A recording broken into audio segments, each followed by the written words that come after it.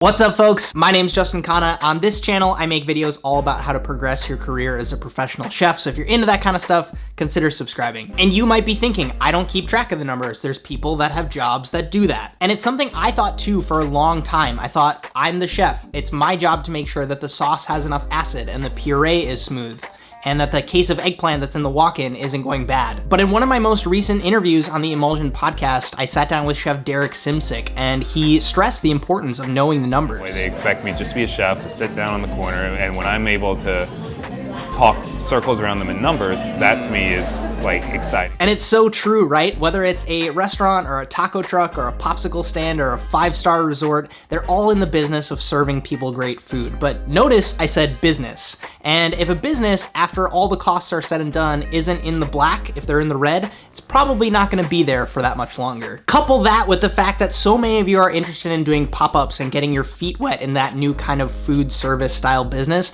I thought I'd share how I'm keeping track of the numbers for my own business, and hopefully you have a couple of takeaways on how all of this stuff actually works.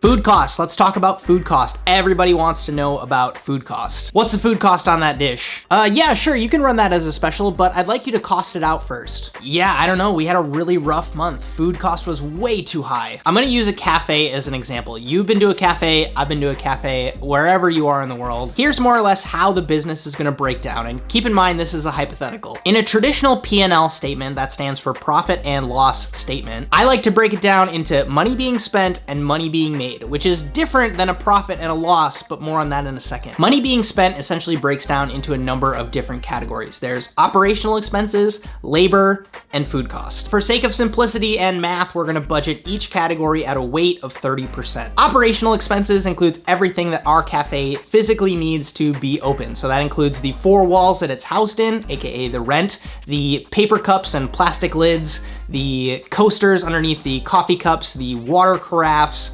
the soap in the bathroom, the sanitizer for the dish machine, the software for the POS system, the Wi-Fi, the list goes on. If we need it to be open and it doesn't expire, that's an operational expense. Labor is, you guessed it, the people, the barista, the dishwasher, the baker that's in the kitchen that's making the kouign-amanns that we're serving, because yes, we're serving kouign-amanns at our cafe. Leave a comment down below what else we should serve at our cafe. But labor is expensive, and this includes all of the part-time help, or if you outsource any part of your business, like the accounting, that all counts towards labor. And remember, this is also a 30% weighted category in our budgeted example. Lastly, there's food costs. Some people will call this product cost and break it down into food cost and beverage cost, but this is all the bagged coffee, all of the lemons for the water carafes, all of the butter, sugar, and flour for the pastries, the milk and cream for everyone's lattes. It's all included in food cost. And again, we're shooting for 30%. Now, for those of you keeping track at home, we have 3 categories, all weighted at 30%. Do that quick math, it adds up to 90% of money being spent. Let's talk about something a little bit more fun. That would be money coming in. That's called revenue, which is different from profit. Revenue is all the money coming in from customers and other businesses. When I say other businesses, that means like the cafe down the street comes to us and says, hey, I want to put in an order for 3 times a week to get 100 kouign-amanns delivered to my cafe. And I say, yes, we will do that. But when I talk about revenue, that's the king, because that's the number that we base all of our other calculations off of. Let's say, just for calculation's sake, that our cafe brought in $10,000 last month in revenue. Nice work, pound it.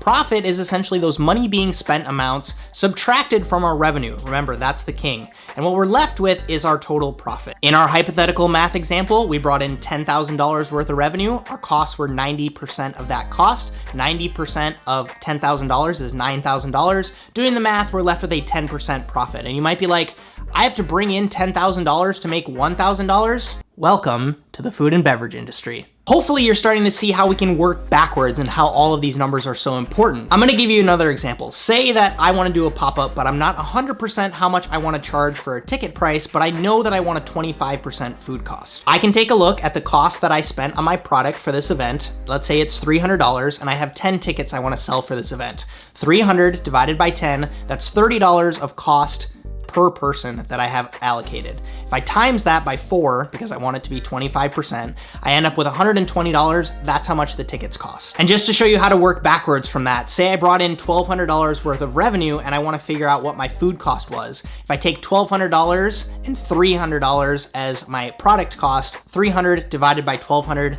is 25%. It is so much easier to do food cost on a event by event basis rather than having a restaurant that's constantly churning through ingredients, because if you want to cost out that pasta dish, you have to take the amount of eggs you used in that recipe, divide it by the cost of the total flat of that eggs, and then calculate everything else. There's really handy dandy spreadsheets that you can use. Just go ahead and search food cost spreadsheet and you should be able to find something. But what happens once you've got all of that information? You can keep track of spreadsheets if you want. Google Sheets is great for that. I personally use something called FreshBooks, which is like a cloud accounting software, which for a one-man show like me is great because I can send payments and keep track of invoices and just use my phone to take pictures of receipts and keep track of all my expenses, do time tracking for like individual employees or people that are working with me, and all of that. Another thing that I wasn't really anticipating but surprisingly helped a lot was when tax time came around, I was just able to give my CPA full access to my FreshBooks account, and she just could just go in and look at all the information and come out the other side and just say, this is what you owe for taxes. It was amazing, which is definitely way easier than being like, what was my revenue and what was the rent that I paid on that pop-up that I did last March? If you want to check out FreshBooks, there's actually a link down below in the description with a free trial if you want to give it a shot. If it's not as good as your free spreadsheets, you can just go ahead and switch back, no harm done. They aren't paying me to say anything good or bad, it's just a product that I've been using for a while and I feel confident recommending it to you folks, so I'm happy to do so. Do you folks have any questions about the numbers? Do you have a chance at work to keep track of the numbers in any way, shape, or form? Definitely let me know in the comments down below.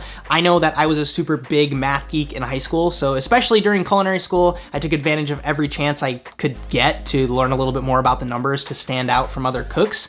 If you don't have a chance to interact with any of the numbers, ask your chef. Say, hey, can I cost out all the dishes on my station?